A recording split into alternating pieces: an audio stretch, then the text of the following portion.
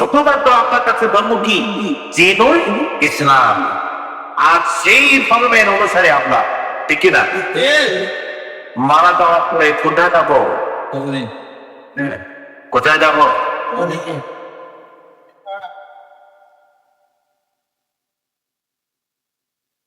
আলোচনা করার জন্য আমি একটি কাজ দিব কবর সম্পর্কে।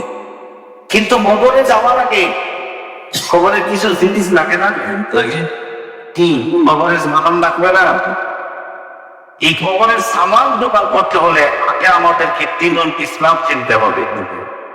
আমরা যে ধর্ম, আমাদের মুসলমান ধর্মে আমরা যে ধর্ম পালন করি, সেই ধর্ম কি, সেই ধর্ম সম্পর্কে আমাদের জ্ঞান থাকা দরকার। আমরা আজকে আলোচনা থেকে যারা বসেছেন কঠিন করে বলতে লাগবে না করি অনেক আমার বিশ্বাস এই মাহফিল থেকে আমরা কিছু দিয়ে যেতে পারবো আমরা। আল্লাহ পাক আপনাদেরকে শোনার, আমল করার এবং আমাকে আলোচনা করার এবং আলোচনা করে আমল করার সবাইকে তৌফিক দিতে হলে বলে আমি, আর অর্জন বলে আমি।